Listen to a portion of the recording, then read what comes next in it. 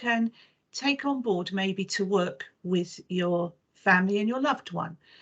I want to say out at the outset, I have two disclaimers. The first one here is that whilst Roche have supported this event, I've received no payment and I'm not speaking on behalf of Roche in any way, shape or form.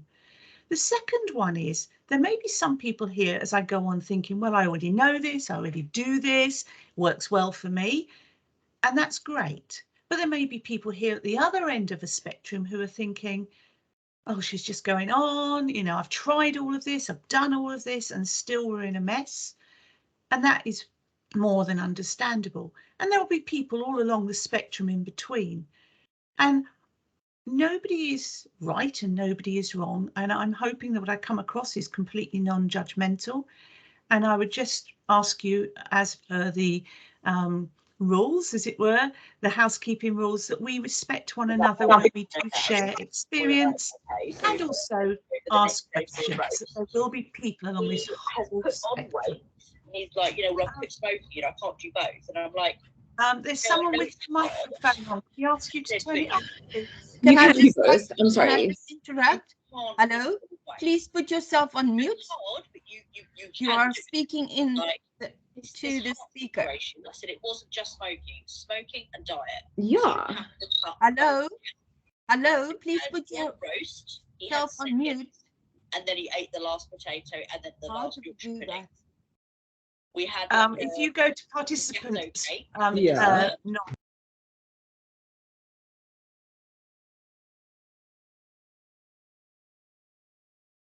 So Anita, can you unmute yourself then? Yes, I've just done that. I just suddenly thought, hang on, you've muted me. So the first thing, what are we talking about? Well, what we're talking, hang on, my slide set doesn't want to move on now. So this is some of what we're talking about. These are quotes from patients I've dealt with and still deal with today. So I love him so much, but over the last few months, his personality has changed without warning. I don't recognise him anymore. He's always angry, short-tempered, forgetful, disorientated, snappy, and just ready to argue. This was somebody quite recently who said yesterday he had a big blowout at me and then spent all day apologising and telling me how poorly he feels and how the stress of MS has affected him. But I just don't think it's genuine. I know I shouldn't, but, well, I just wonder if it's manipulative behaviour. I know it'll happen again, and each time it happens, I feel my feelings for him die a little more. Another person said I switch from happy to sad, to rage to delusional, to paranoid and back to happy in a period of only 10 minutes sometimes. This can happen frequently during the day, and by the end of the day, I'm exhausted. And a final quote is, I feel like my mind's on an emotional roller coaster. And I'm short-tempered, or I feel inside myself extremely angry and can't explain why. I get annoyed with myself. I hate myself. And I wonder how my partner feels. Does he hate me too?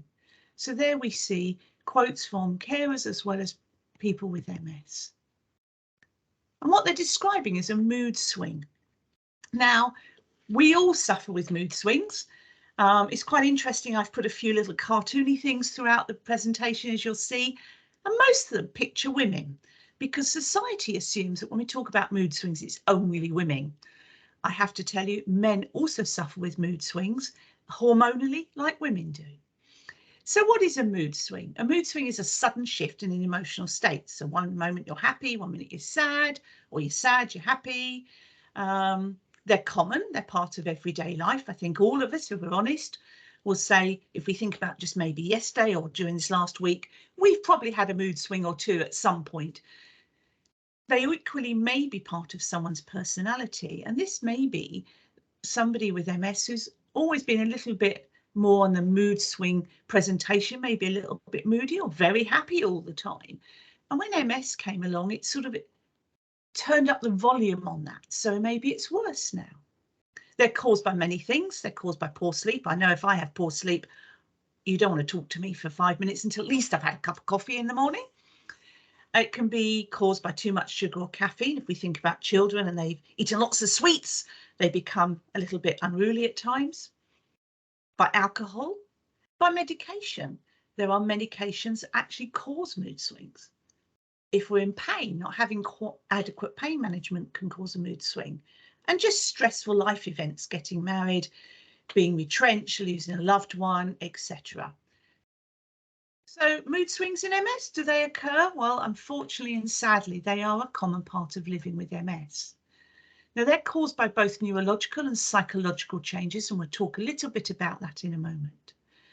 They can often come out of the blue, and it can be very difficult to identify triggers that set them off. We know that fatigue is a very, very common cause of daytime sort of moodiness and that mood swing. We equally know that in MS, temperature extremes, you know, going from a very hot room to a very cold room, or being in a very hot weather or very cold weather, and sensory overload when there's so much going on that it just overtakes. We also know that we can all suffer with what we call negative thought patterns, and that is part of normal life. So that's why I've written it's non-MS related. Poor sleep, too much sugar, alcohol, etc., etc. So we can see that a lot of this is normal everyday life, but in MS, because it's a neurological condition, it becomes exacerbated. So as I said, I found lots of little cartoons, but they all seem to produce women. So I'm smiling on the outside, but there's a mood swing brewing on the inside. So why does it happen? So we've talked about what a mood swing is. It's an emotional change from one situation to another and has specific triggers. It happens because of your brain. So in MS, your immune system attacks the coating of the nerves as well as the nerve fibres. So the myelin gets destroyed and that affects the axon of the nerve. Those of you with MS and who are well educated around MS will know that that's the case. Now, in our brains, we have an area of the brain called the frontal lobe. It's right at the front of our brain, just behind our forehead. This doesn't usually develop until we're in our early 20s. So some of the mood swings we might even identify as a little bit of like teenage angst. And that's normal in teenagehood because their frontal lobes yet haven't quite developed and haven't got the control they need. But this area controls your mood and how you express your emotion. So it helps tell your brain, this is a good time to show emotion, not a good time to show my emotion. Now, we know that damage in areas of the brain associated with mood, so the prefrontal cortex, this bit of the frontal lobes, and the amygdala, which is a bit further back in the brain, affect emotional processing. And Peter Arnott has written a lot around that. Now, when this gets damaged, as in physical MS, the physical symptoms of MS, nerve signals get interrupted. So the neurons misfire, and in the sense of mood, that leads to irritability and mood swings. So it's like your nerve pathways, your neuronal pathways, when you have a physical issue, so you lose sensation, you maybe can't lift a leg properly, is the same process. The neurons misfire and it causes that symptom. It's the same in mood. So as you can see here, the copies of these slides will be made available to none after the talk. So you hopefully, if you don't keep abreast of anything I'm saying, you will have these to go back, and I've tried to make them quite pictorial but also quite wordy so that you've got the information. And you can see here the journey that goes from the control centre in the frontal lobes through to the amygdala and back again. And that gets interrupted. But equally, your brain plays another part. So that's the biological part. But the psychological effects in our brain, which are the same for everybody in the world, we can easily get triggered by low self-esteem, by grief, and in MS particularly by grief and unpredictability of the disease, loss. Maybe you had employment and then you were retrenched because of your MS. Maybe you've lost relationships. There's so many losses that occur as a result of MS. And this leads to something called negative automatic thinking. In other words, maybe, you are feeling that you're letting everybody down, that you can't do what you used to be able to do. And what that happens is that's a thought in our brain that then brings an emotion with it. And often that emotion may be irritability, maybe moodiness, it may be low self-esteem has been triggered, and that just gets a little bit worse. It's an emotion. And then what happens is that leads to a behaviour. So the partner walks in, or somebody else walks in, and Jess, what have you done this for? Da, da, da, da, da, da. And it's like, well, where did that come from? But that came from a pattern in the brain that was producing an emotion that made that person feel really bad about the fact they weren't able to do something. That led to that emotion heightening. The behaviour was the external expression, the mood swing, for want of a better word. And also depression and anxiety are another common emotional symptom, a psychological change due to MS. And both of those bring with them mood swing behaviour. So your brain plays a part in two different ways, biologically and psychologically. And here are some of the psychological symptoms: depression, grief, anger, the Pseudobulbar effect, which we'll talk about in a moment, because I think we need to have a side note of that, and those behavioural changes or mood swings. So we've talked about what we're talking about. We've talked about what may be causing it. So what does it actually look like in real life? What are you experiencing? And regardless of what I tell you, there'll be 101 other emotions that will be shown. Often what is noted first is a loved one or a friend, colleague or boss who starts to notice a change in the person's behaviour.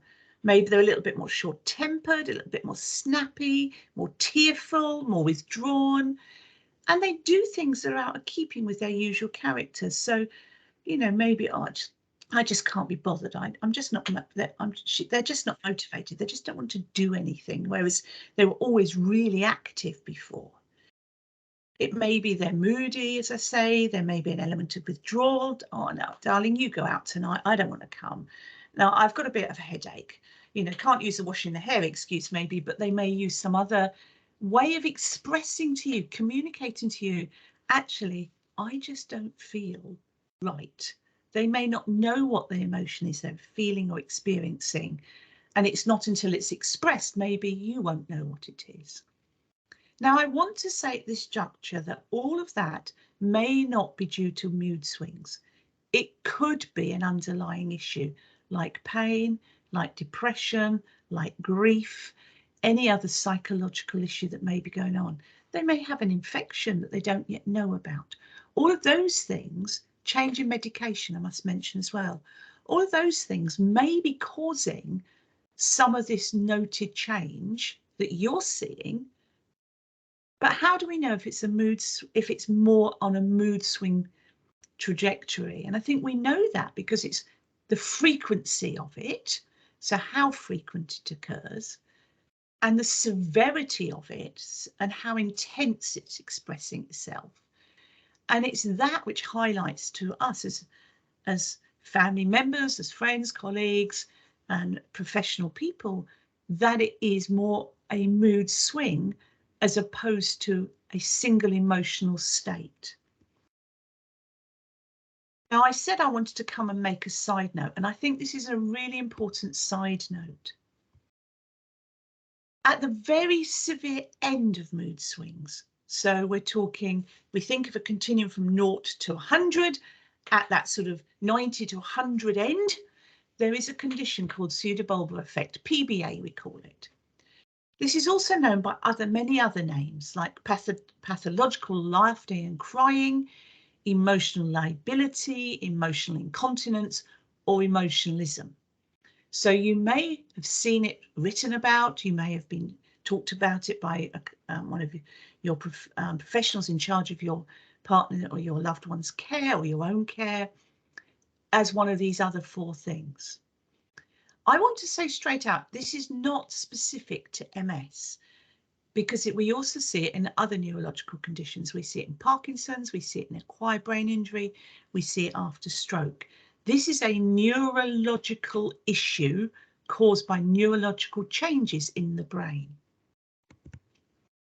So it's a physical disorder that rises from a disturbance on how you express your emotion, a biological disorder, rather than the actual feelings themselves. So not that psychological change that's causing the feelings. what does it look like? Well, someone can be laughing or crying uncontrollably, but actually, if you ask them what they're feeling, they may be feeling the opposite. So someone's laughing and they're feeling really sad, or they're really crying uncontrollably. And when you ask them, they say, but I'm happy. Honestly, I'm very happy. They may start in response. The trigger, maybe they've seen something funny, or they've seen something sad, or experienced it. So maybe the emotion at the beginning is actually relevant to a response to something. So I don't know, a comedy on the TV and they start laughing, but they cannot stop. So it's more intense, it lasts longer, and it may be difficult to stop them laughing. And I'm not talking about when you have that belly laugh and you all get into a real fit of the giggles. I'm leaving my job currently. Last night I went out with some colleagues and we laughed and laughed and laughed till my belly hurt and I had tears coming out my eyes. And you know, at that point, you just find it really hard to stop because everyone else is laughing. It's more than that, okay? Some people with PBA find they have episodes where they become excessively angry or frustrated. And again, it's that intensity, it's the severity and the length of the emotion being expressed. We know it's biological in nature, and we are pretty sure it's part of that disturbance between the frontal areas of our brain and this place called the amygdala, but we're not quite sure. But we do know it's caused biologically because we see it in the majority of neurological conditions. Now, when we're talking about MS, research is quite equivocal. I think most papers will say that it happens in approximately 10% of people with MS. Lots of papers will say it's quite rare, which in fairness it is. I've worked in MS now for 30 years, and I think I have over that time met a number of people with it, but it's by no means common. Mood swings are common, but not this level. And it does tend to be associated more with people that have progressive disease and have progressed in their disease. So later on in the disease rather than early stages. I'm not saying it doesn't occur in early stages, but it is predominantly seen in people that have progressive disease. Now, as I say, this is just a side note, so I'm going to talk about at this moment how we deal with PBA, and then we'll go back to the main presentation. I think it's very important to say that you should attempt to get a prompt and accurate diagnosis. There are specific criteria used to diagnose it, and that's really important because we can treat this well. We know that medications are extremely helpful. I'm not going to mention any medications here because, to be perfectly honest, I'm not sure which ones Roche may be dealing with in South Africa, and that would be wrong of me to mention, particularly as they're sponsoring this talk. However, I am very happy to ensure that NON has got information around the medications and their names. They may be called something slightly different in South Africa, but I know NON will have the ability to get that accurate for you. But medications, they stabilize the mood and they can be very helpful, particularly if it's causing significant distress to either the carer or the loved one or the person with MS. And counselling too can be very helpful, getting support, because what's really important for the person with MS to be able to be told, you know, you're not doing this, this is beyond your control. And I think they need to know that they're empowered. They can try and take some control back. And for the family members to understand that they're not doing it to wind you up and it's not deliberate. And that's where counselling can be really helpful. So I just wanted to bring that in at this point, because there may be somebody or more than one on the call that may then ask me a question about this. So I didn't want to ignore this. Okay, I didn't want people to feel that I was sort of downplaying what mood swings are if they're experiencing this in their own family life. So another woman noticed, I did find a man, you'll see him later. Some days I feel like I'm only one mood swing away from getting my own padded room with the Hug Yourself jacket. Now this was sent to me, actually interesting, by a patient this week who said, Anita, this is how I feel. I feel like any minute the men in the white coat are going to have to come and take me away because I'm really struggling with this. So what is the impact? Well, the impact, I guess many of you will know this, is that Moods play a central role in our lives, whether or not we have MS. You know, we use our emotions to express how we are.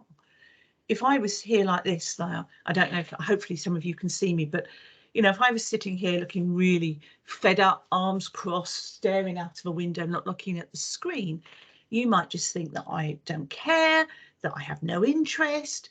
Equally, I might be demotivated. But if I'm really happy and smiley, then you might guess I'm quite content and happy. So mood and emotion play a central role. They're a way of communicating with each other. They're a way of communicating we're in agreement with each other.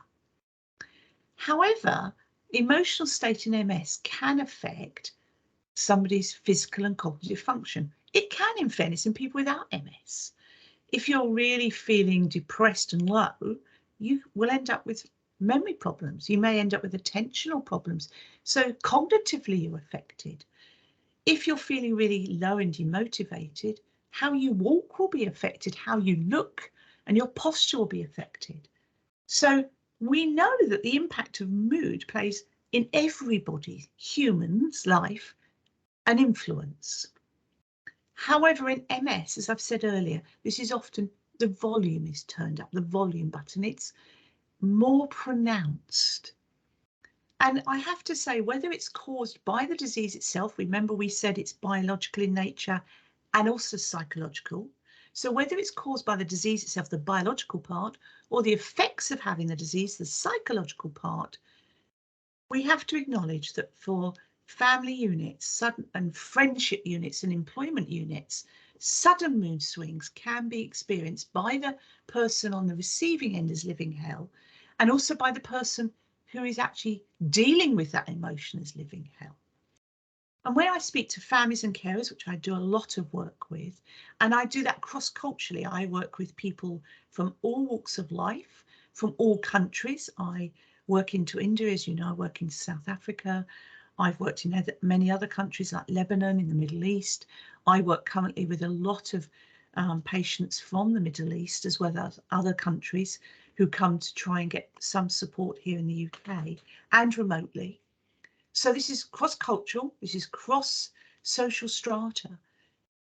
The families, the carers say to me, this is one of the most challenging aspects of MS, and research backs that up, because it affects their quality of life and the whole family unit's quality of life. It affects family life and relationships. It affects employment. It can affect social interaction. So it has a whole impact on somebody's life as both the carer and as the person with MS. And also for the person with MS, it can also affect their physical well-being, and equally it affects carers' physical well-being as well.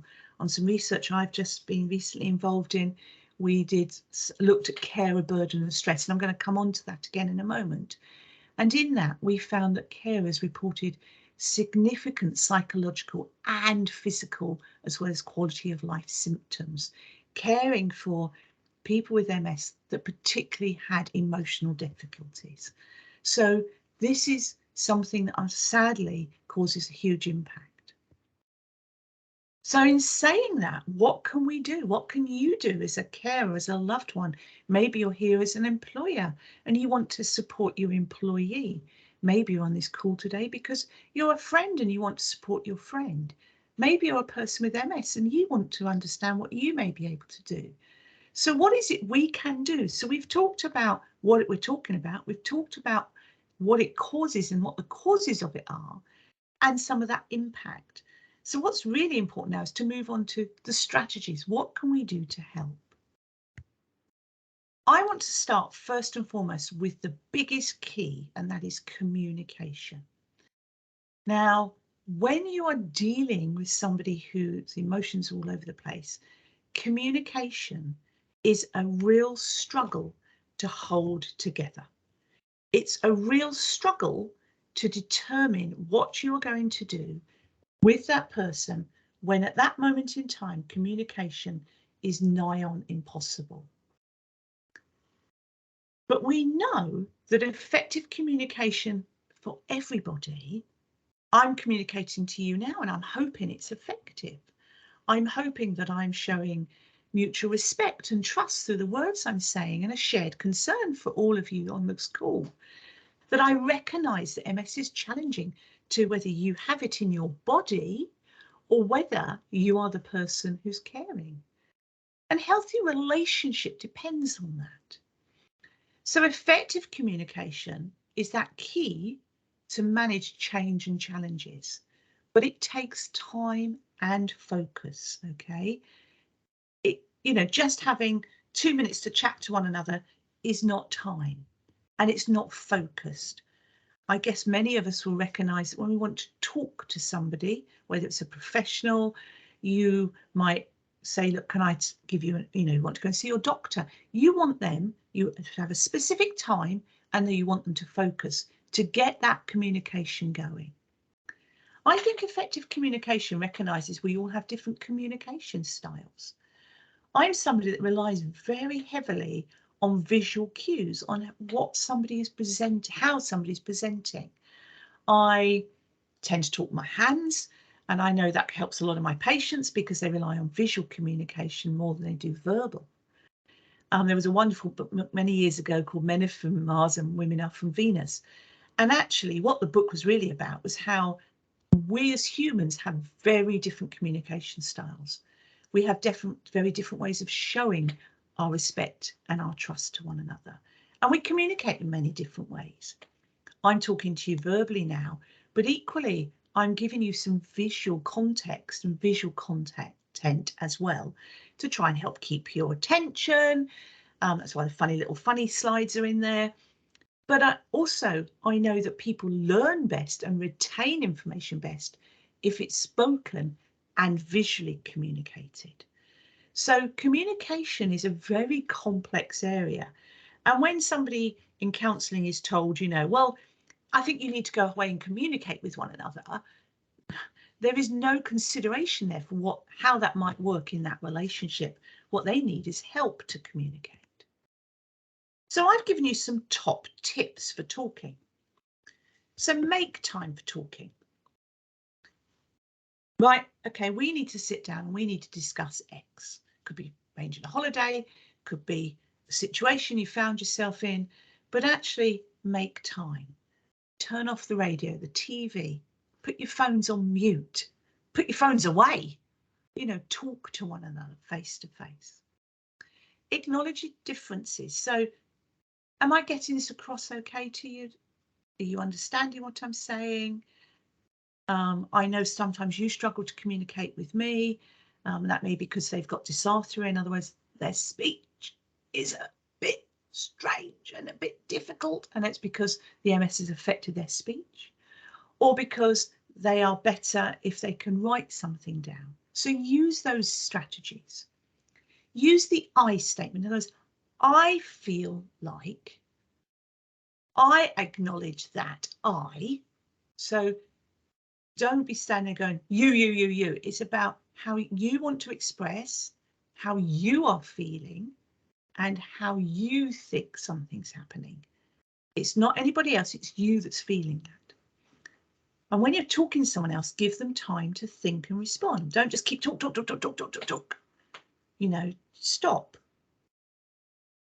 How are you feeling about what I've just said? And try and think before you speak. In other words, don't speak in the heat of the moment. When there's a situation occurring, don't just go, let it all calm down and then come back to it. Now, one of the strategies I use with my patients, and when they're struggling to communicate as a couple, is I ask them to bring in a soft toy when they next come to their session. They think I'm mad, but then most of my patients think I'm mad, I think. And they come in with all sorts of weird and wonderful things, all different sizes. So, okay, I give the soft toy to one person and I say, right, I want you to express what that situation yesterday made you feel like, using some of these. And you hold let's say it's a teddy bear.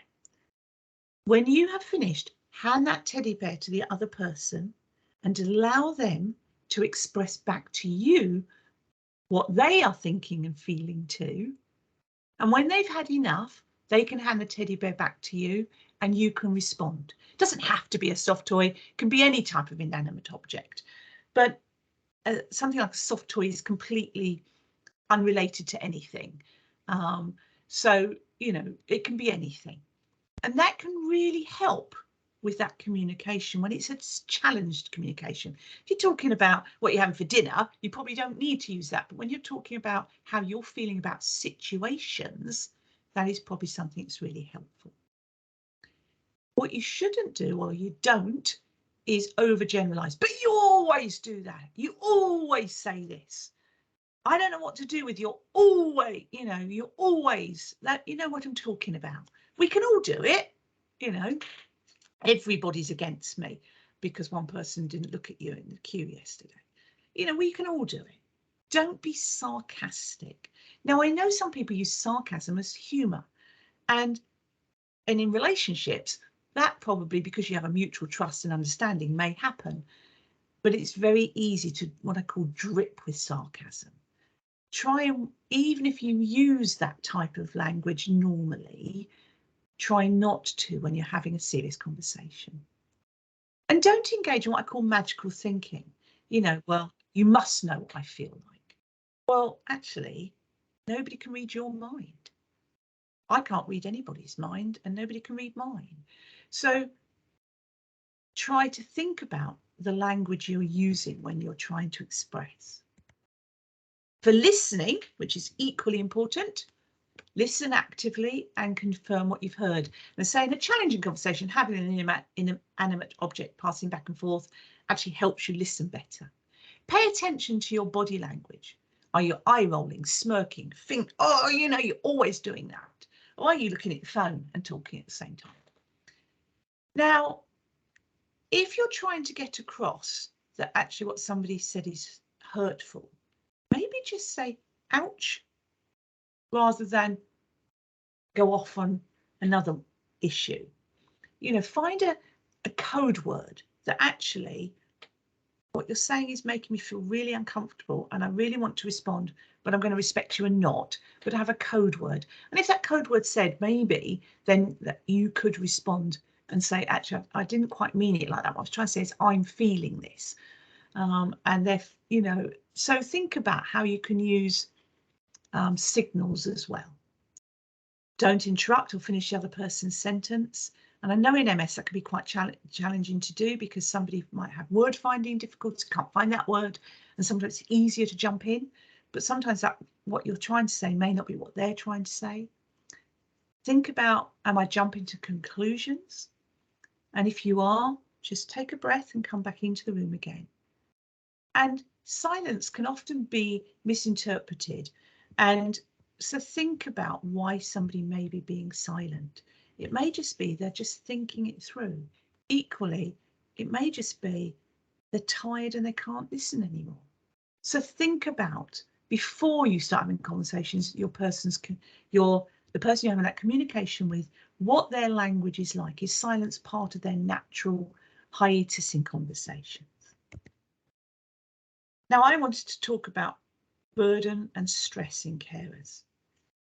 Burnout, we might want to call it. And sadly, this happens too frequently. And there are ways we can support people before it gets to this point.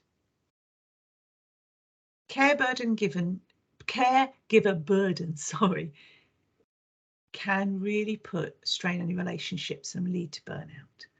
And that kind of burnout, I've already mentioned, as research indicates, leads to depression, resentment, and sadly, in some cases, can end relationships. But it can be managed. And so I want to talk to the carers at the moment and say, here are some things you can do to help yourself if you are in burnout now, or you're getting that way. These are some ideas. They may be practical, they may not be, but one thing may be something you can take away. You might not take all of them away. I'm sorry, for some reason it just suddenly decided it was going to. So top tips, these aren't in order. Seek support from others, whether it's other caregivers, whether it's family members, friends, or you get to counselling. It's really important you have somebody that can listen to you, support you, because caring can be very isolating. And having a support system can be really helpful. Now, MSSA has great resources and brilliant social media support through Facebook, through WhatsApp, etc.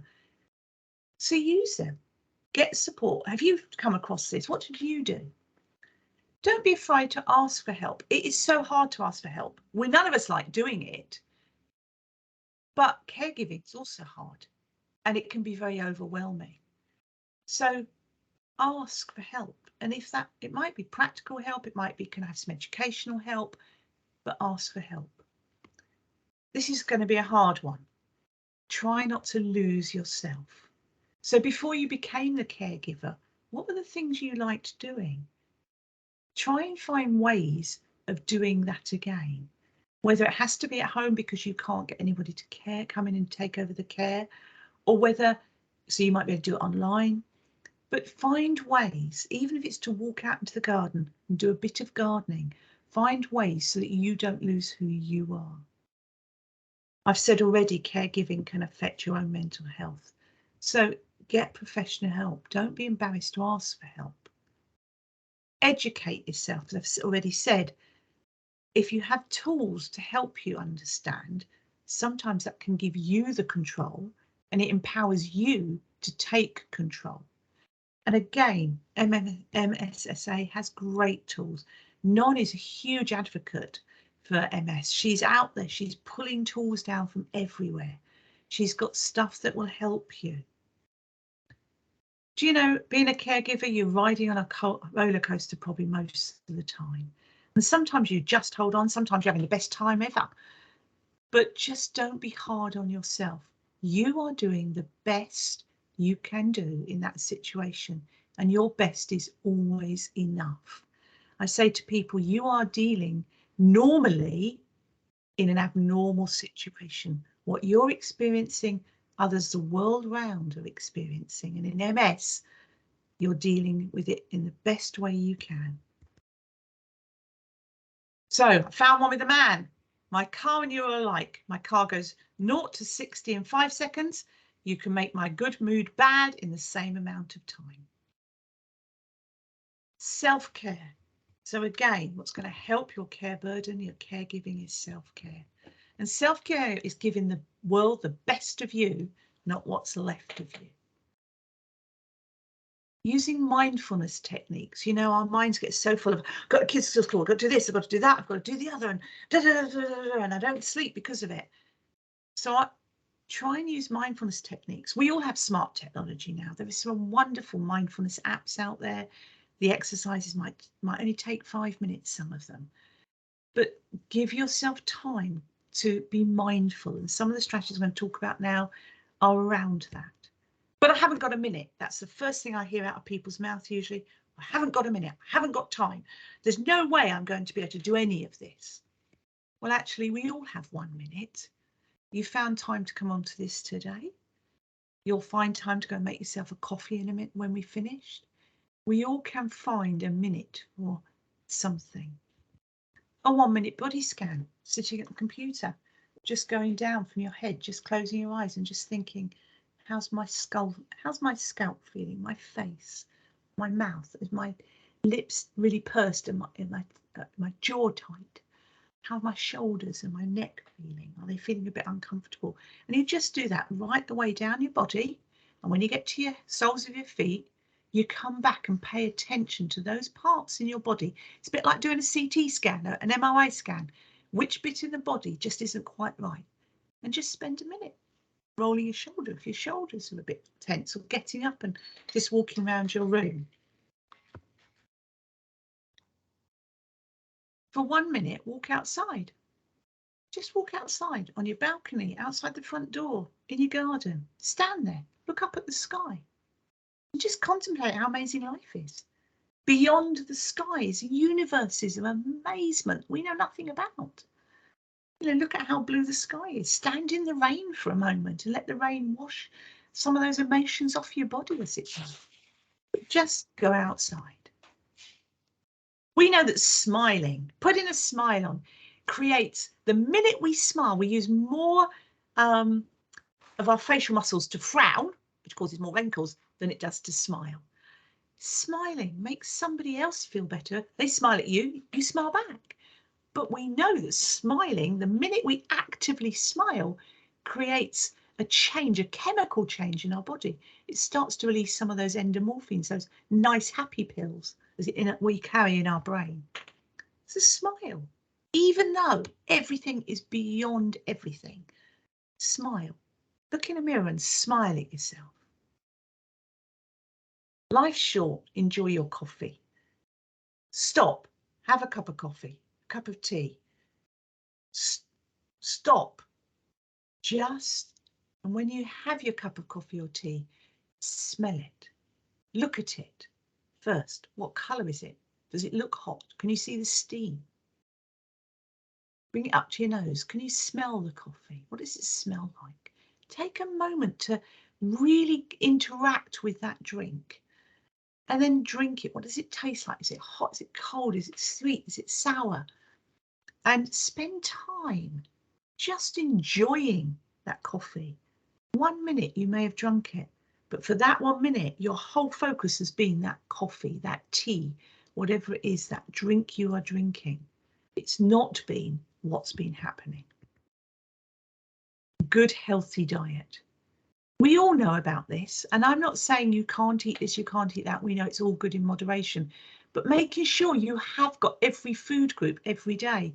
When you're exhausted, it's hard to do that. So plan and think about what you're going to eat. Keep your brain active as well.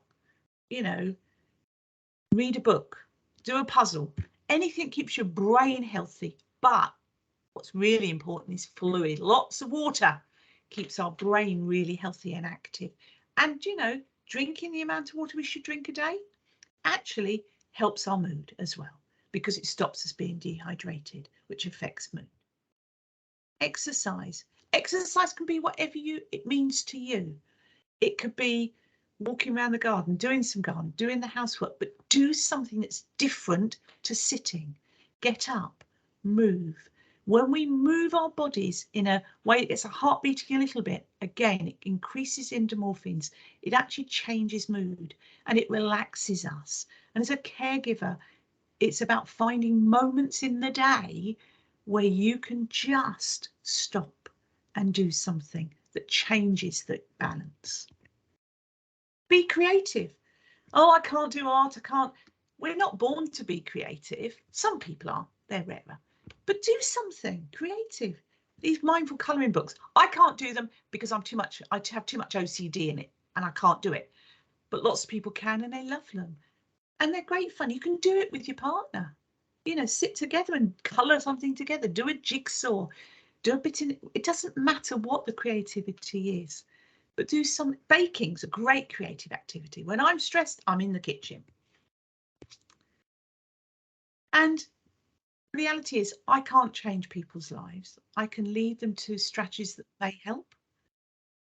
But I do know that when life throws a rainy day, getting out and playing in the puddles can really stop us all for a moment. And you'll find yourself laughing. So if you're having a rainy day, metaphorically, play in a puddle. And that's the end. Thank you.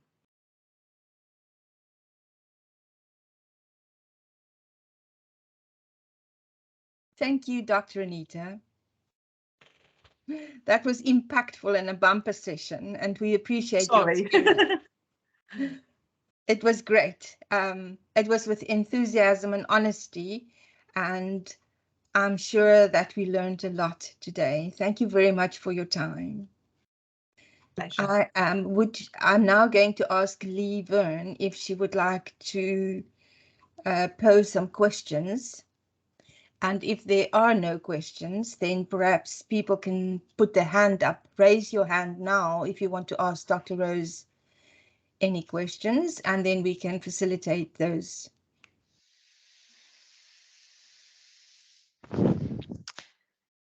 Thanks, Dr. Anita Rose. I found your presentation quite insightful. Maybe while we give people a little bit of time just to ponder on their questions, I'm sure there are some questions out there. I found your presentation quite helpful, especially with regards to the tips for the caregivers. And I quite enjoyed the tips right at the end. I mean, just about being mindful, doing a daily body scan. I think even if you don't have MS, or for those people who are looking after people with MS, I think we can all find a lot of value in doing that. Smiling, having a cup of coffee. I quite liked your tip about if it rains, going out and then just washing away, you know, all of the emotions. I think that could be quite valuable for people. So I don't know if anyone has any questions. Please feel free to turn off your mic, and not turn off your mic, turn on your mic to ask the questions. Don't be shy. This is an open forum, and we're here to really learn from an expert like Dr. Anita Rose.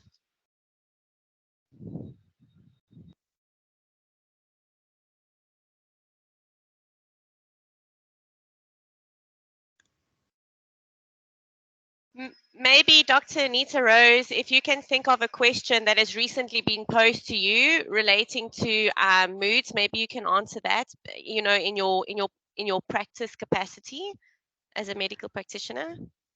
I think the one question that people often will ask me is help. I think that's like, I don't know what to do. I am going to do something I regret if you don't help me.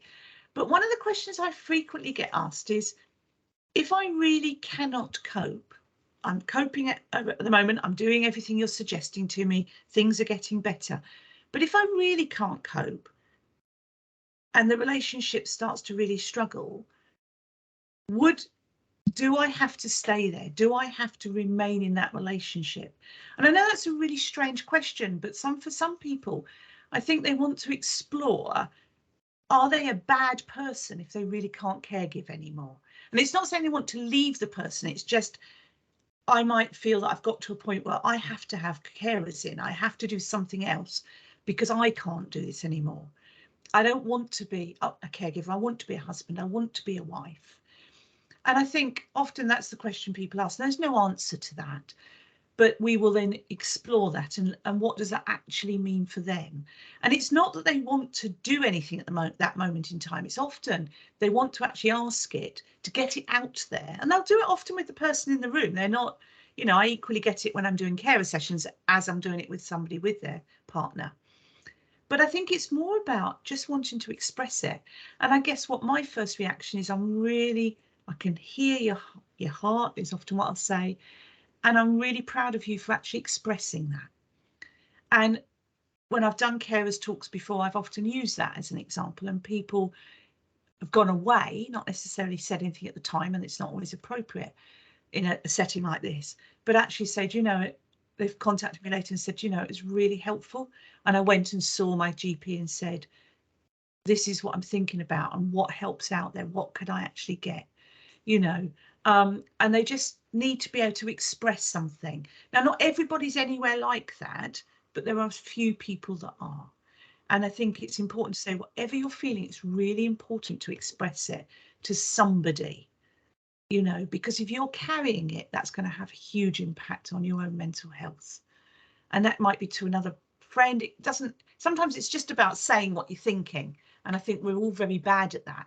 But when you're caregiving, you forget that you're allowed to talk too. You don't have to talk for your loved one, you can talk for you.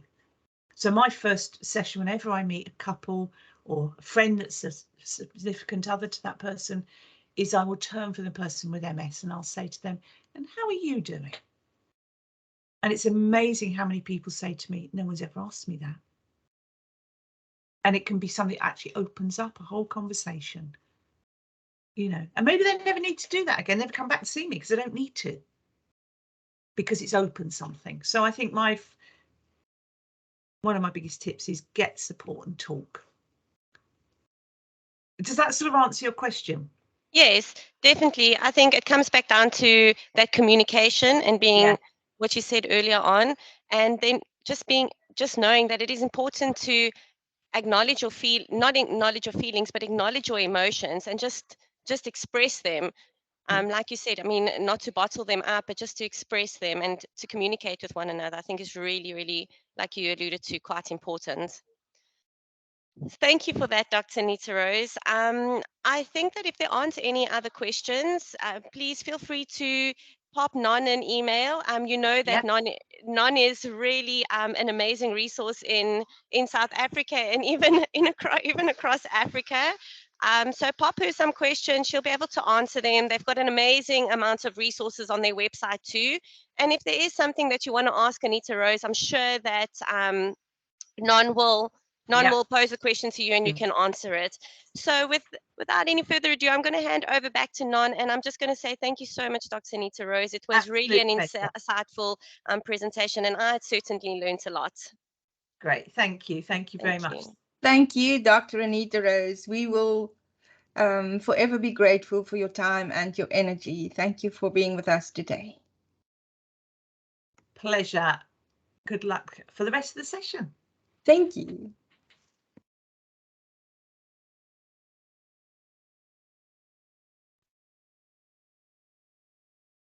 Okay. Just give me a moment to share my screen.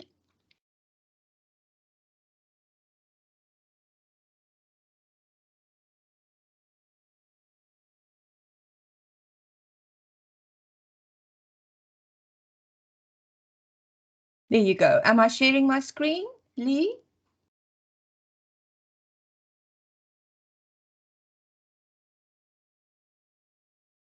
You are Non, it's fine. Thank you. Thank you very much.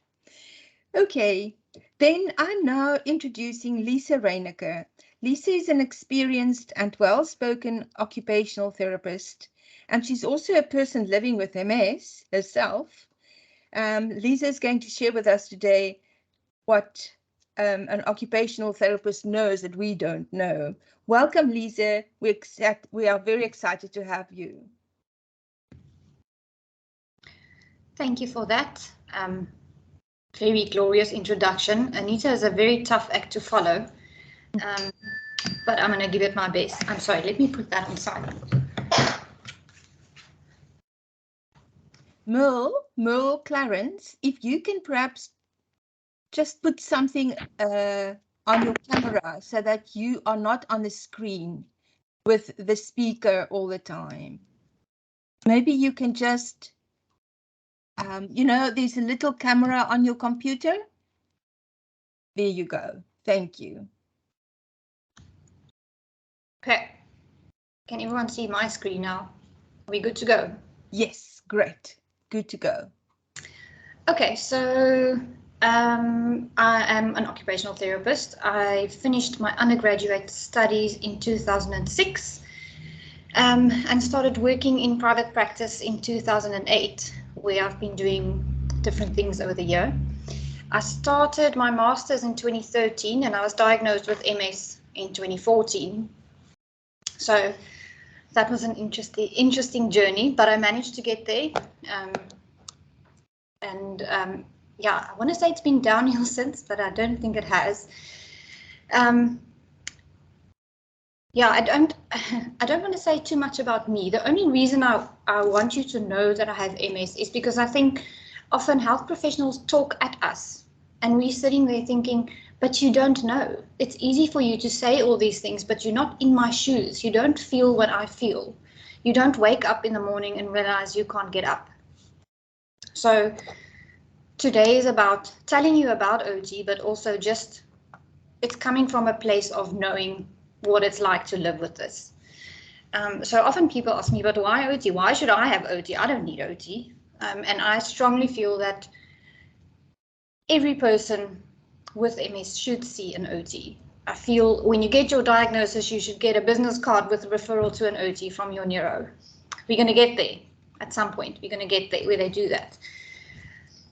Okay, so today I'm going to talk to you a little bit just about what is OT.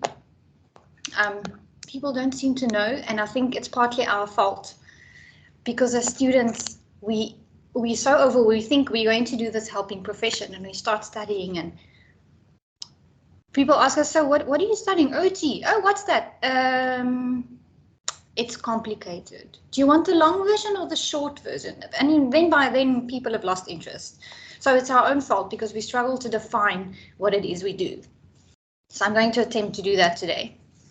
Then we're going to just look at MS from an OT perspective. And as I said, from someone who gets it. And then how it can help you as well as your carer. And then just very briefly, I'm going to show you some assistive devices. So I think we're all familiar with the big ones. I mean, walkers and wheelchairs and hoists and lifts, but some other things that you might not have thought about. Okay, so what is OT? So in one sentence, we want to help people do all the things they need to do and want to do in order to have meaning and purpose in their lives. It's as simple as that. The things we do aren't simple, but the end goal is simple. We want you to have quality of life. These three things always stand out for me. First of all, we want to bring hope. So there's a little joke we had in the government hospital I worked at, and the doctors would say, "Oh no, this is hopeless. Let's call the OT." You know, we're known for having hope when no one else does.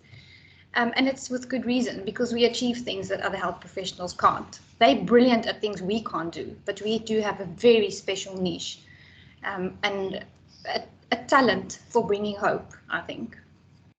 A second thing that's very important to us is to promote autonomy. People need to be autonomous. They need to do things for themselves, even if it's just making a decision. Even if it is deciding to get angry about something because that's the only thing you can do. And then lastly, to preserve dignity.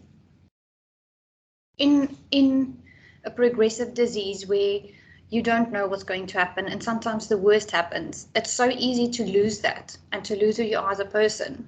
And you become a patient and you become your diagnosis instead of being a person with dignity who has hope and who is able to make decisions for themselves.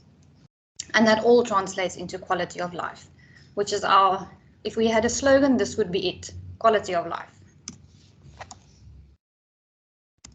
Okay, so I want to use a little model that we teach first year students. I always use this when explaining OT in a little bit more detail than that, just that one sentence. So we will look at three things. Firstly, we look at the person. Then we look at the environment, so where the person lives, where they work, and then we also look at the things they do. Where these three things overlap is what we call in OT jargon is occupational performance. Okay. So we're not just concerned with the middle bit, we want to look at all three and we want to try and increase the overlap between those three circles. If you have smaller circles or your circles move further apart because there isn't a good fit between the person and what they're doing and where they're doing it, you get a smaller overlap in the middle. Okay, so fewer things they can do, fewer things that make them happy, fewer things that make them feel successful. So this is where we are working at. So first of all, the person, okay? We want to know who you are. What's important to you? What are your values, your attitudes, your beliefs? What skills and abilities do you have? What's your diagnosis? What symptoms do you have? What are your dreams? What do you hope for? What are your roles? Okay, roles are very important. I want to just talk about that a little bit once we finish here. And once we've looked at all these things, we can decide, do we need to intervene at person level? So are there things we can teach you? Are there things we can help you improve on that will help you do more things that you want to do? Again, we come back to what do you want? What is it that you hope for? Or what do you believe? Do you believe in yourself? Do you believe you are helpless? Then that's where we start. What is your motivation? Do you want to do things? Okay, so everybody wants to move. If you put, that's going to sound horrible, but if you put a baby in a cage without any input, it will start walking because people have the desire to move. They have the desire to do. It's innate. It's inborn. We are all born with the desire to grow and to move. Sometimes we lose it as adults. And that's, I don't want to say only OT's job because the counselors play a huge role here. But we need to help you get back that volition, that motivation to live. Okay, so just about roles, I want to just linger here for a second. So we have what we call the patient role. Okay, I know patient is a word we don't use, but in this case, this is a very old definition. And it's about the person with the illness who takes on this role of patient. And it's okay for them to do this because it's culturally accepted for them to be sick and be dependent on others and be submissive. Other people tell me what to do. I have to listen because I'm the sick person. I'm allowed to be absent from work because I'm sick. Okay? So most of the time this is temporary. You get the flu, you stay home, you get better, you go back to doing everything you did before. Not so easy when you have MS because now it's lifelong and it's most likely progressive. So you get stuck in this role of always being sick and always being the one who needs help. Then you get your caregivers and they come and say, I love you, I'm here for you. How can I help you? What can I do for you? Now, when you look at these two things, can you see that there's a danger here? There's a risk here of getting stuck in these roles where the one person is always doing and the other one is always receiving. Because you get so used to it. You might have a relapse and it takes you long to recover. And you get stuck in that place where your carer has to do everything for you. And it's not the person with MS or the carer, it's no one's fault. This just happens. We get into habits, we get into routines, and it's hard to break out of it because it becomes familiar and it feels safe. But it does also create room for resentment to grow. So with that, I want to propose a new perspective. Let's look at, I'm sorry, what can people do independently rather than saying, what can I do for them? What can they do on their own? How can I help them be independent? So instead of doing something for them, how can I help them do it themselves? How can we prevent further decline, that they become more reliant? How can I keep them doing the things they are doing now? How will my help hinder? And I know that's uncomfortable, but sometimes this is what happens. We keep people back because we're helping them too much. How can we maintain mutual respect and preserve our primary relationship? He's your husband first, she's your wife first, it's your mother or your daughter first. That was the first relationship. Now there's a caring component. How do we separate those things? How does my attitude or my help make them feel? And this goes both ways. So how does your attitude as a person with MS, the one who's receiving the help, your attitude has a huge impact on this relationship, because sometimes we get resentful because we need the help. And we feel like we are a burden. So in the same way, if you are the person giving the help, how does that make them feel that they have to rely on you? And how does it make them feel when you don't give them the opportunity to do things themselves? Okay, sometimes you have to force it a little bit. When people get stuck in this patient role, sometimes you have to force them out of it and into doing things themselves. It's very uncomfortable. Okay, so OTs and psychologists are good people to help you with this. I wouldn't, with all due respect, I wouldn't ask your neuro for help with this. How can I help them help themselves? So these are the things I would like people to think about when they think about caring and receiving care, rather than saying, I'm going to do it for you because you need me. Just going back to our little diagram, the environment. This is about where you live. Where do you sleep? Where do you work? Where do you eat? Where do you play and exercise and walk and go to visit friends or family? All of these things have an impact on how you perform every day. And it goes bigger than that. Our political environment, our climate, our economy, we're not going to go into that. But all of that affects how we do things every day. It's as simple as saying, well, I don't work anymore. I'm reliant on an income protector and now fuel is expensive, so I actually can't go out as much. All of these things have an impact on us. Then the final thing we look at is occupation. What is it that you do every day? What do you want to do What do you like to do or need to do? Which tasks and activities make up your occupations and your roles? So if you are a mother, there's so many things associated with that, not just being a mother. You have to cook and take them to school and do homework. How good are you at these occupations and tasks? How important are they to you? And how can we change the activities that you need to do so that there's a better fit between you and the thing you do? So, how can OT help someone with MS? It starts with, I'm going to start with traditional things, rehab.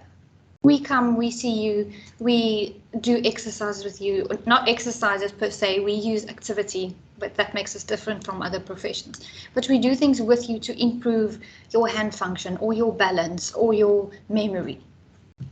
We want to provide rehabilitation. We want to make you better at the things you already have or give you skills you didn't have before, like transfers. You want to be able to get out of the bed yourself. We can teach you that. Okay. All of this is done with consideration of the prognosis. We realize, this is a degenerative disease and things might change. Just because you have it now doesn't mean you're going to have it in a year's time. Then you go back, we start the rehab process again. If something is permanent, then we have to work around that. Okay. We can teach you strategies like energy conservation, stress management, conflict resolution, memory, having a notebook, silly things. And I think this also often happens. We tend to think these things are common sense. And when we talk to other people, we realize, well, actually it isn't. People don't think about these things. And it's simple things, and they don't have to be expensive things that you can use to aid you in doing all the things you need to do every day. Something else that's very important to us is to prevent further disability. We want to get you moving and doing as much as you can, because the more you use your brain, the more you'll preserve it. A brain is a muscle. If you don't use it, you're going to lose it. So Dr. Rose mentioned things like doing puzzles, playing games, word puzzles, anything that keeps your brain active. Learn a new skill. Whatever it takes, whatever interests you, do it. Keep your brain active. So you know that old saying about how we only use 10% of our brains. I'm a firm believer in neuroplasticity. If you've lost coordination in one hand, you just need to keep going. Eventually, your brain is going to take over that function. It takes a lot to convince me that it's not going to happen. I never give up hope. And I've personally been in a place where I lost coordination, and it's just feet in my hand are doing completely different things. And I'm very stubborn, so I kept going, and it came back. And on my scans, you can see there's a lesion in that area of my brain, and I'm convinced, I'm 400% convinced that there's now another part of my brain that's taken over that function. I know it, because that part is damaged. So why is it working then? To give you a more extreme example, we saw, when I was working in the government hospital, we saw a baby that was born with one hemisphere of the brain completely dead. So you may know that the left side of your brain controls the right side of your body. So she was born only being able to move the one side of the body. And they started therapy with her on day 1. And that child today can move all 4 limbs because the one half of the brain learned how to do all of it. It can be done. It's neuroplasticity. Okay, splinting, either for something like foot drop or a hand splint. So sometimes we get certain muscles that aren't working as they should because the nerve that innervates them is shorting out, and we can use a splint to give you back some stability so you can do the activities that you want to do. And then something else that we do is, and this is quite a big one, is return to work after a relapse. Your skills are slowly coming back. Hopefully it's all coming back, maybe not, but it's looking at your job. What do you need to do at work? How can we help you go back? How can we get reasonable accommodations in place for you? So we talk to your employer, we change your office setup, the ergonomics, your chair, your desk, your computer, all those devices that you need in order to be able to do your job. environment. So we want to change the environment so that you can preserve energy. And fatigue is a big thing for all of us, I think. We want to simplify tasks. We want to enable participation. We want people to do things for themselves, improve quality of life, coming up again. And then we also do carer training. Okay, and in this, we take on this new perspective of helping the carer help the person help themselves. It's a very long thing with a lot of helps, but it's about them not doing for you, not doing to you, but doing with you. Okay, and then again, like I said on the previous slide, ergonomics, your desk, your chair, your kitchen. We're going to talk more about that just now. So with occupations, we want to look at adapting the way it is done, or failing that. If you really can't go back to the thing you did before that made your heart sing, we can explore new things with you, and we need to find something that gives you that same rush. Just some general things in your home. Place things where they are needed. You know, I think we're all brought up with this idea of you have to put things away once you've used them. It's a certain place where it's put away and it's out of sight and it's neat and tidy. That's all good and well, but if it means an extra 20 steps to go fetch the thing you need twice a day, why not just put it there where you need it? So does it look as neat or as fancy? Maybe not. Does it matter? No, it doesn't. Who said that everything has to be stored away? Put it where you need it. So when you come in my front door, there's a big plastic dog food container, because that's where the dog eats, and I don't see why I should walk to the kitchen every day to go fetch the food when I can just have it right there where she eats. Fewer steps. So you know they say how it takes us 5 times more energy to do something than it does anyone else with a normal nervous system or a functioning nervous system. So I feel if you can save a little bit, then you're going to save 5 times as much. Every little thing counts. One word, elevate. Bending down to get your wet laundry out of the basket, don't do it. Have a chair or a table, an old box, whatever, but put the basket up so you don't have to bend over. It takes energy that you could use to have coffee with a friend or to watch a movie with your husband. Other things you could do that would give you more joy than hanging up wet laundry. No such thing as too many wheels. Put everything on wheels. Everything you need to carry, put it on wheels. Pushing and pulling takes less effort than carrying and lifting. Long-handled everything. Everything comes in long handles. I'm going to show you a few later. You get long-handled shavers, you get long-handled hairbrushes, you get long-handled foot scrubbers, you get long-handled everything. And it means that you don't need someone to come and help you, because you can sit right where you are and reach your toes or your feet. You can give yourself a pedicure just by sitting there. And it may sound like something silly, but if you're in a place where you've lost so many of the things you do every day, and you have this one thing that you can now do for yourself. Only someone who's been in that situation will realize how important that is, even the smallest thing that you can do for yourself.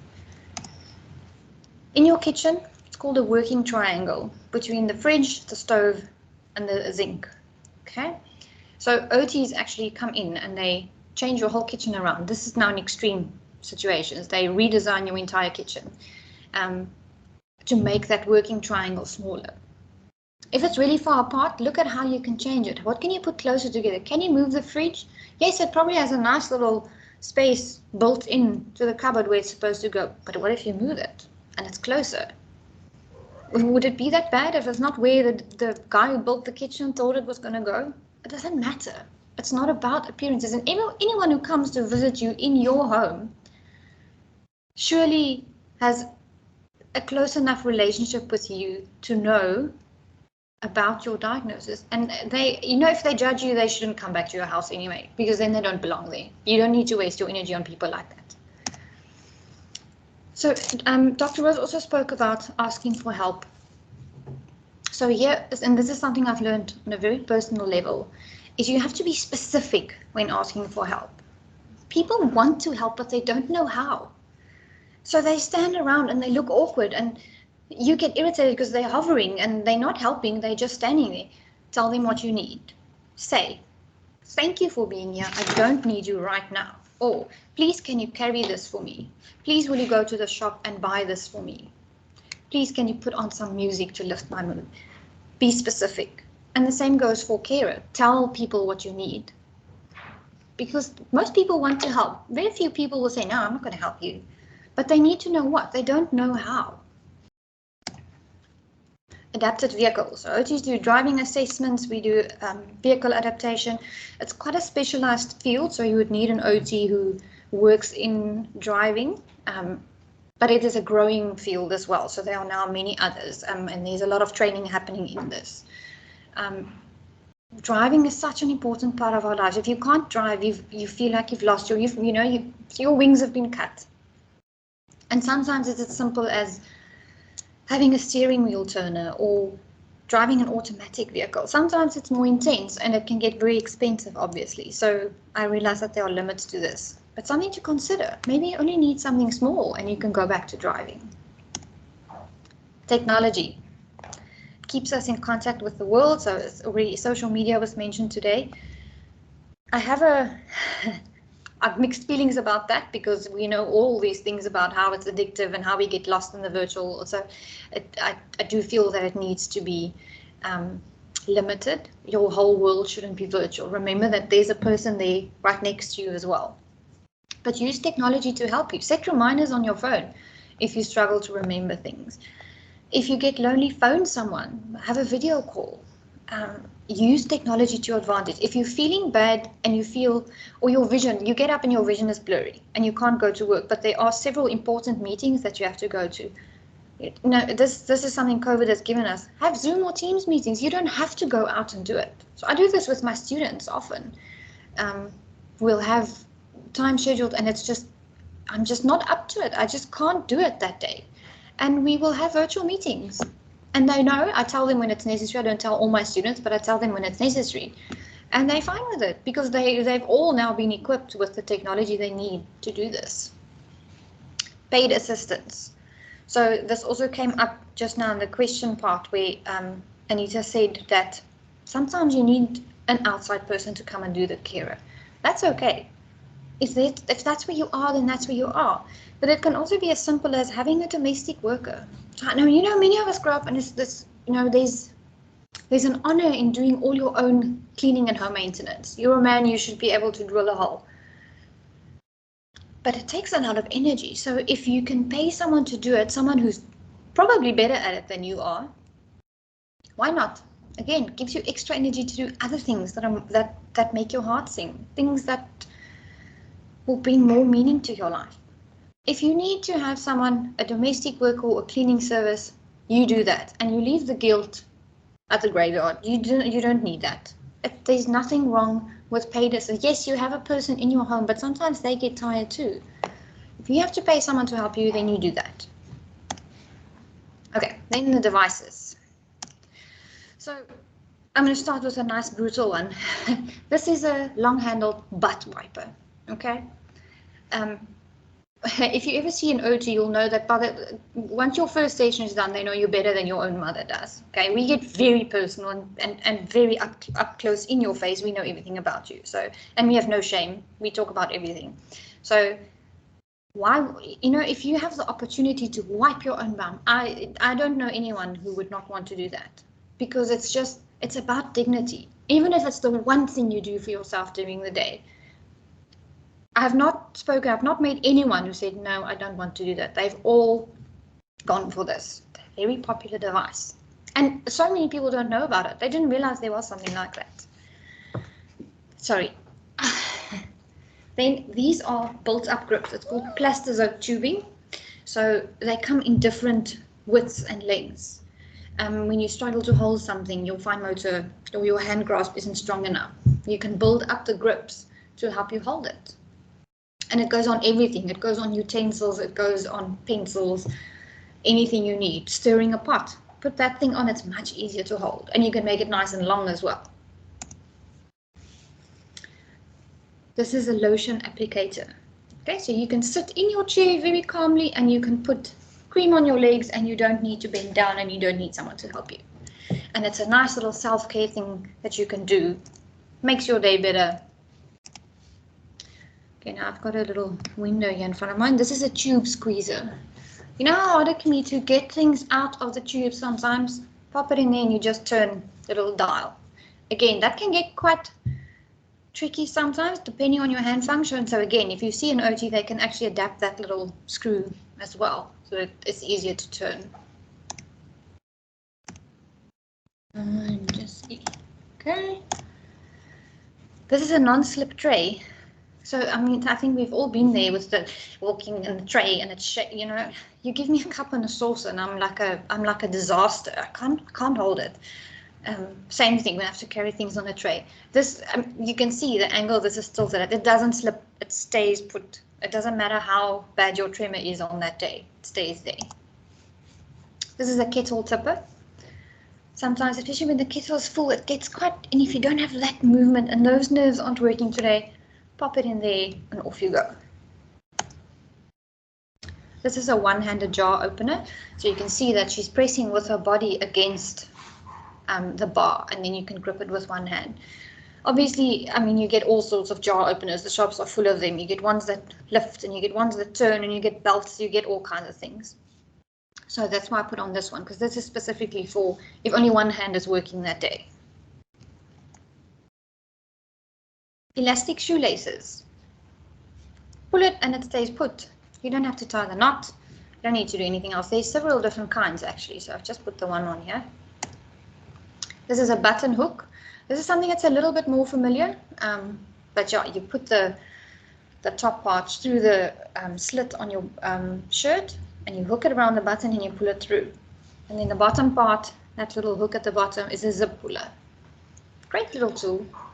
And you can fasten your, you know, sometimes you get up and you have to decide, you know, most people have to decide what they're wearing. It's quite a thing, especially for women. Oh, what am I going to wear today? But if you have MS, it's extra because is this going to make me feel uncomfortable? Can I fasten the buttons today? Are my hands working so that I can wear something with buttons today? Oh, wait, I have this wonderful tool. I can wear this shirt that I want to. And then you get cones to raise your bed. You get smaller ones for chairs, although obviously you can use the same one. And you just lift it and it just makes it a little bit easier to get out of bed. You get a toilet seat raiser as well. I haven't put that one on here. This is a tap opener. So, many people live with someone who likes to really close taps tightly because we don't want any drips, and then you get there and you're having an MS day and you can't open the tap and you grab your little gadget and off you go. Again, they come in different shapes and sizes to fit the tap you have. And also, if you see an OT, they might actually be able to make one for you and you don't have to buy it. There are cheaper ways of just making them. A card holder. I think this is so cute. Why should you be excluded from playing cards because you can't hold them? Just grab one of these things. There you go. Back in the game. Okay, this is a reacher. So it means you don't have to stand on the little step ladder to reach the tea at the top.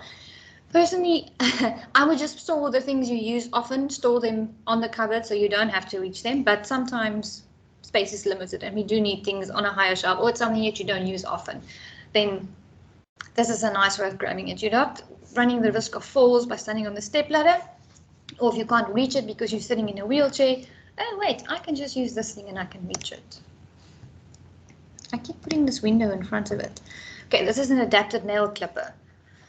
So now no more of this, because you just put your nail in there and you just squeeze it. You don't need any hand function to do this. You can do it just with your wrist or your whole hand. I want to go as fast as so you could probably even use your foot if you were flexible enough to bend down and reach there. Okay, so where do I find an OT? So the biggest obstacle with OT for MS is that there aren't many OTs working in the field in South Africa. And often when you ask them, they say, oh, no, sorry, I've never worked with that before. I can't help you. Some, when you phone them, will say, you know, I haven't worked with this before, but I'm willing to learn. Go for it.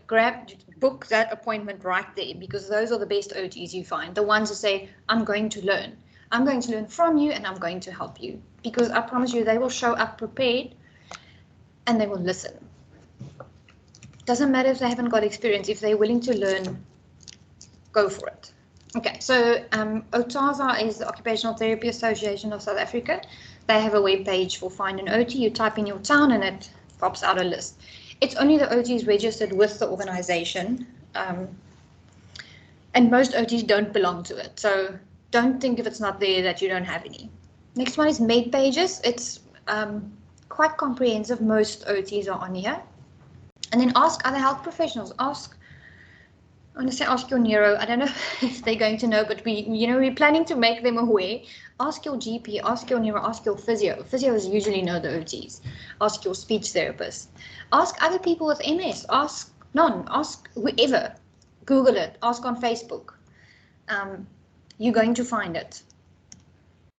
So then I've got the contact details here of 2 OTs that are working in the field. So Kathy works in the southern suburbs, and she actually has experience working with MS in Canada. So she has a special interest in the field. So she's a great contact to her.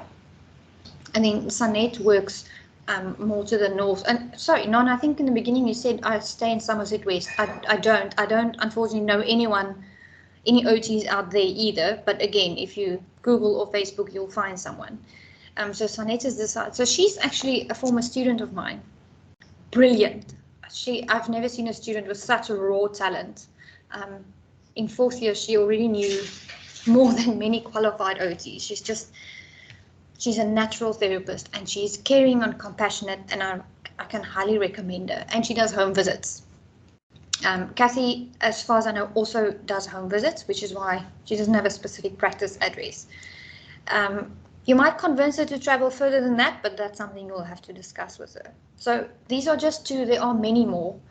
I should probably say here that when we're doing a talk like this, I'm supposed to give you 3 references, especially if I'm referring to myself as well, but I'm not. So I'm covered by, I feel like that covers me for only giving you 2. But do a Google search, go find out, talk to people. There are others who can help you. Okay, and then I'm happy to answer some questions if you have any. If I can get all your faces on here. Yes. Lee. There you go. There we go. Lisa, geez, before I open up the floor for questions, because I see there's quite a few questions that have come through. People have obviously thought, well, your talk was very insightful. I just want to recap on a few things. I really like what you started the talk off with, that it's all about quality of life. And I think that your entire talk encapsulates that quite beautifully, about the fact that there are things we can do as patients to empower us to improve our quality of life, essentially, especially with regards to using technology, not being afraid to use paid assistance. I really liked your tip on that, setting up your living area to make it easier for yourself. And then also just, wow, those devices. I for sure did not know about all the devices that were available, which is quite incredible.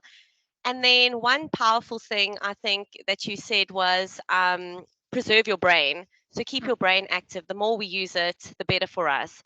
So thank you for that talk. I think that people did find it quite valuable, and I'm going to ask you a few questions. Sure. So there's one question that came through, and maybe they can just elaborate, but it says here, does that mean that OTs must for sure do a home visit, or must the patient go to the OT? So I think they're just asking a question about accessibility to OTs.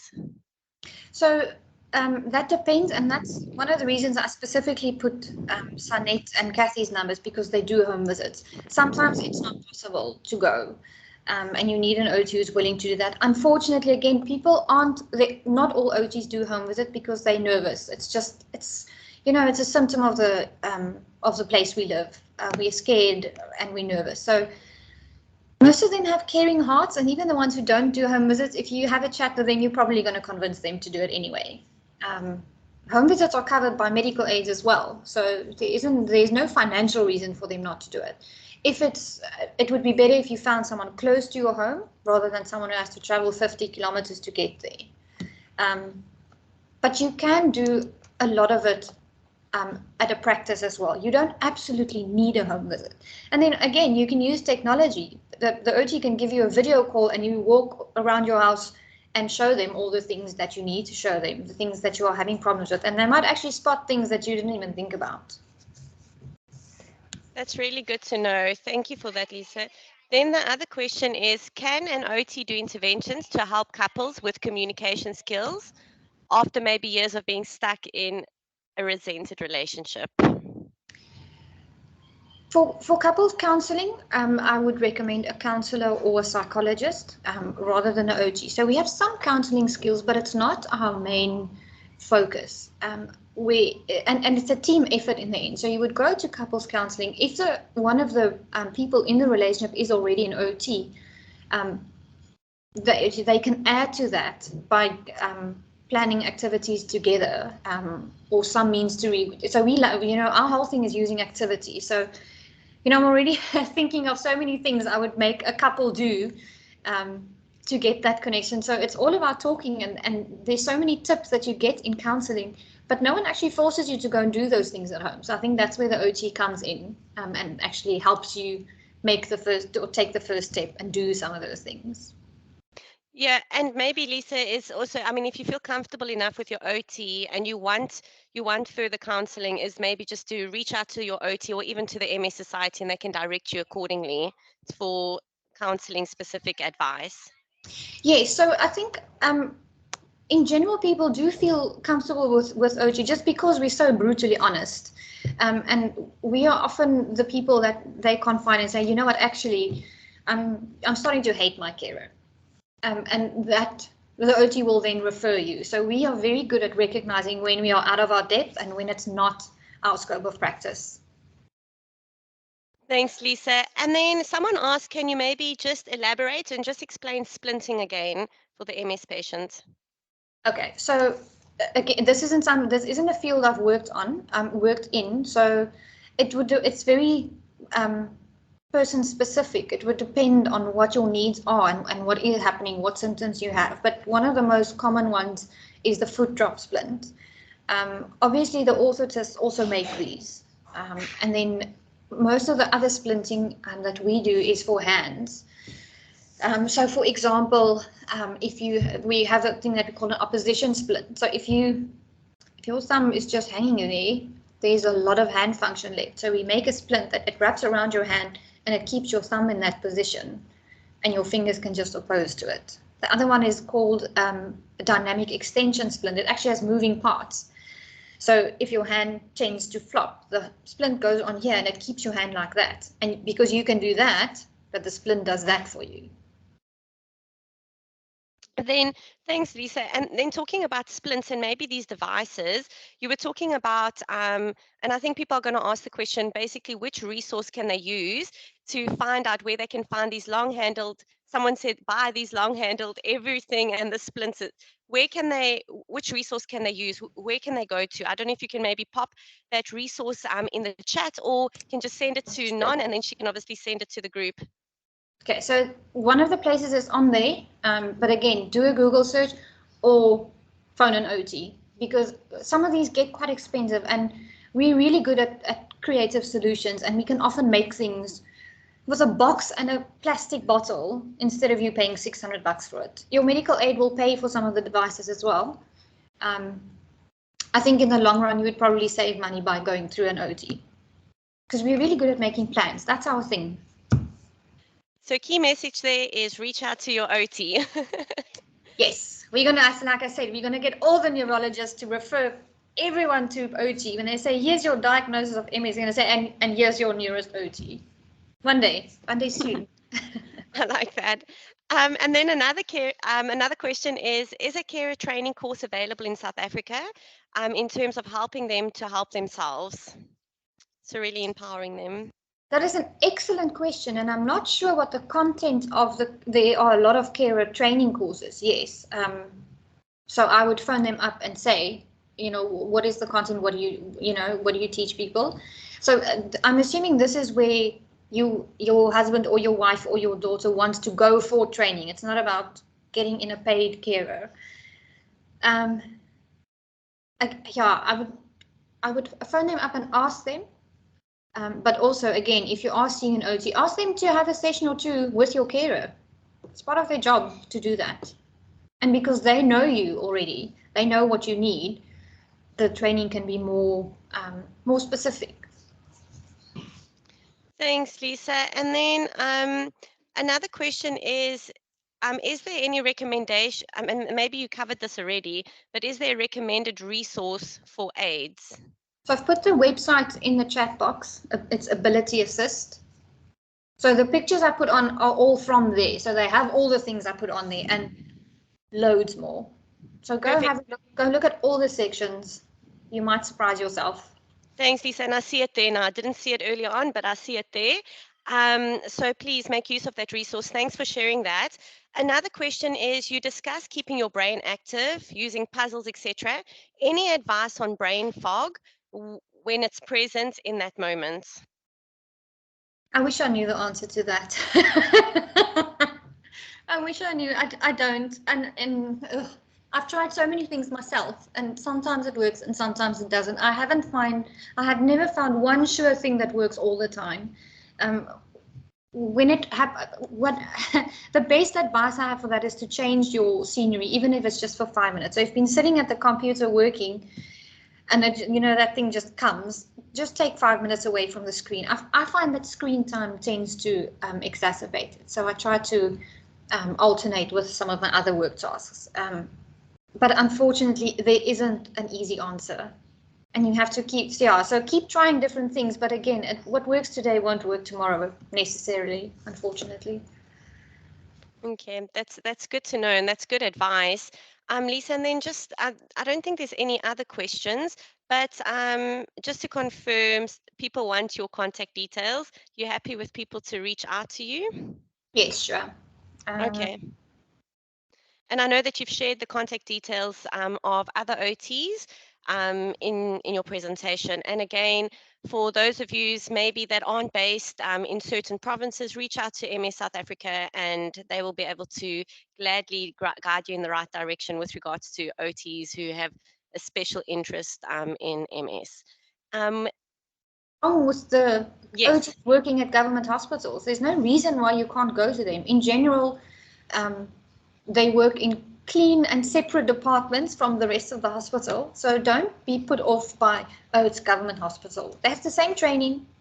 And many of them work there because they feel that they can reach more people and they want to make it accessible to anyone. So don't hesitate to check out your government hospital and see whether they have an OT. Great, that's really great feedback, Lisa, and a good point that you've made. And then I think that's all the questions. Is there anything else that you want to end off with? I see someone yes. Yes. Oh, I didn't. Thanks for seeing that. I'm so focused on the chat box on the right hand side. I didn't even see. Yes, Roy, do you want to ask your question? You can unmute yourself and maybe ask it directly to Lisa. Okay. Roy wants to put me on the spot. Am I unmuted? Yeah, yes. You can talk. Okay. What I was thinking of, it's not really a question, but to do with improving your motor skills, your hand-brain coordination and that kind of thing.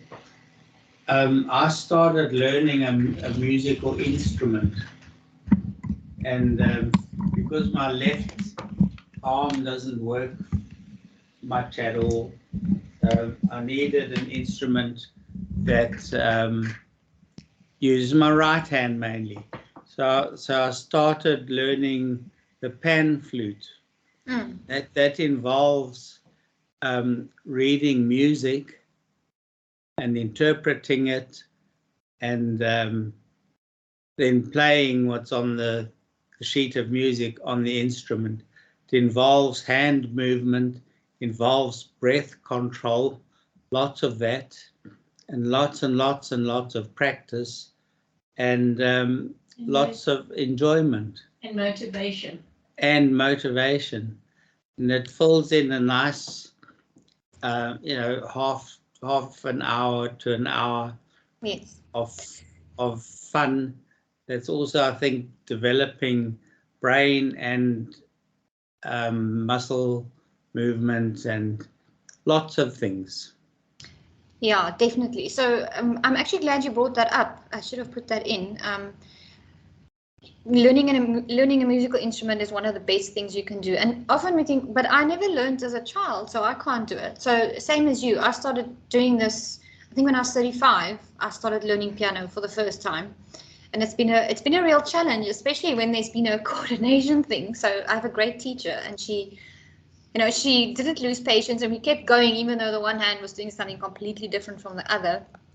But initially, I started this because I read research that said learning a musical instrument is an approach to pain management, actually. So they've done research with functional MRIs to show that it reduces your pain experience if you're learning an instrument. It's not just playing one you're familiar with, but learning a new musical instrument helps for pain. Yeah. So a great thing to do. Yeah. And Roy is 75, and he started the flute when he was 50. Sure. Yeah, that's amazing.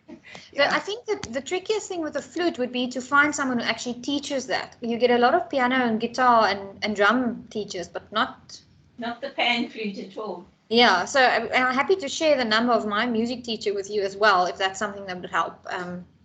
She's just amazing, and she really gets it, even though she doesn't have MS, which is very strange, but she does. Fantastic. Yeah, she's in Goodwood, so quite central. Yeah, sure. Thank you so much, Roy, for sharing your story. I mean, I think it's great for others who, and Lisa, about the musical instruments. It's great for others on the call too, just to maybe expand their skill sets, right? One question, Lisa, that's come up here is, please share the value of a pet, like a cat, perhaps. Best value. So, yeah, this came up in a conversation we had earlier this week, where, especially for someone who has a lot of care needs, I feel like there's so much value in them also being a carer, even if it is to a hamster or a fish. A cat is great, but you need a cat that will sit on your lap, not a cat that likes to wander the streets and doesn't give a crap where you are. I had a cat like that. That doesn't help. It needs to be a cat that's committed to you. So I think you saw mine walking past here. I'm her first love. She would give up, well, actually, she might not give up food, but she's everywhere I am. If I'm feeling bad, she knows. And yeah, so especially for someone who has a lot of caring needs, to be able to be the one that has responsibility for that life. Even if you need to use a kettle tipper in order to feed the cat, that's fine. It's still your job. No one else is going to feed that cat. You have to do it. The litter tray might be negotiable. You might need someone's help to do that. But to take that responsibility. So something else we spoke about with this is, because you need such a specific type of animal, someone who's committed. I mean, you get balanced dogs and all these things, but not everyone qualifies, and there aren't a lot of dogs, and there's a long waiting list. So I recommended that you go to a place called Lucky Lucy. It's out on the N7 between Cape Town and Malmesbury, and it's a farm for rescue cats. And you can go and sit there and wait for the cat to choose you. And you can sit there the whole day if it takes the whole day. And it's just, yeah, I've got photos. There's just cats everywhere. So we were there once, and we thought this one cat had really bonded to my husband because she was just sitting. And then someone else came in, and the cat looked up and said, "Oh, cool, wait, I'll go sit with you instead." So we realized, okay, this cat, this cat's a bit loose. It's not really committed to one person. But you can sit there until you find the cat, and it might not be the first time. Then you go again a few weeks later. Just sitting there with them is absolutely therapeutic, because they are so loving and attention seeking, really. It's just, yeah, if you're allergic, obviously it's a thing, but such a great thing to do. Dogs, yes, and especially because they can be trained. So that's something you could also do, is you get a dog and you do the puppy school and the training, because again, it gives you a new occupation that you haven't had before, and the bond you form with that dog is also pretty amazing when you do the training together. Thanks for that, Lisa. So coming back to the music, people just asked if you can share your music teacher, and then it seems like the music talk really inspired some people, because I think Yaku here was just saying, it's really lifting my current mood. I'm going to dust off my harmonica. So that's quite great. We should have a concert together, all of us. That's a good suggestion, Nan. That's a good suggestion from Lisa. Excellent. Excellent. And without any further ado, thank you so much, Lisa, again. I mean, your tips were quite incredible. It was really quite eye-opening to see what you can do to empower yourself. So without any further ado, I'm going to hand over to Nan. Thanks. Yes, thank you. Thanks, Nan. Thank you very much. Thank you very much, Lee, for dealing with the question and answer show. Where's Lisa now? Lisa, I just want to say thank you very much. Your comprehension of what a person with MS has to deal with on a daily basis blew my mind. So I'm really grateful that you spent the extra time in answering all these questions as well. As you can see, the interest is huge, and I'm sure that we're going to buzz in our groups after this webinar. If there's anything else you'd like to add, you're welcome to do that. But I just want to say thank you so much for your time, your effort, your expertise, and your wonderful interaction with all of us. As a person with MS, I value your experience so much, and I can hear that you know what you're talking about. I hope your lesions go smaller or decrease in the years to come, so you can stay with us for a long time. You're on mute. I know. Okay. But I thought you would understand that that was thank you. Okay, cool. Thank you, Lisa. Really appreciate. And thank you, Lee, for dealing with the questions in such a good way. I think, having said all of that, that we might have reached the end of our presentation. So if there's nothing else, the last thing I'd like to do is to thank the audience, because without you guys, this webinar could not have materialized. And I know that we will be talking about this for a long time to come. We will meet up soon in our virtual groups. And remember, Dr. Anita said, do not be so hard on yourself. So thank you, everyone. Stay safe. Never, ever forget your unique value that you bring to a collective MS community. Bye-bye and take care. Thank you, everyone. Thank you, Nan. You're welcome. Thank you very much for coming along. Thanks, Nan. This was really incredible. Thanks for having me. Thank you, Lee. It was great to have you. Thanks, Lee. You were really, really efficient. Thanks, everybody. Thanks, all the speakers. We'll chat soon. Yes. Thank you very much. Take care. Dankie Non, ek het dit baie waardeer. Dis Dottie. Ag, dankie Dottie. Ek het gesien jy was heel eerste in die kamer. So bly om jou te sien. Dankie Dots. Okay, Bana, and thank you from both of us. Thank you, Lynn. Thank you for sharing Roy's experience with his blast instrument. Yeah, his pan flute, and he's got a teacher in Joburg, so who does Zoom classes. So if anybody wants, we can put them in contact with him. Yeah. Oh, wonderful. Okay, that's great. Okay. Bye now. Thank you. Keep well. Bye-bye.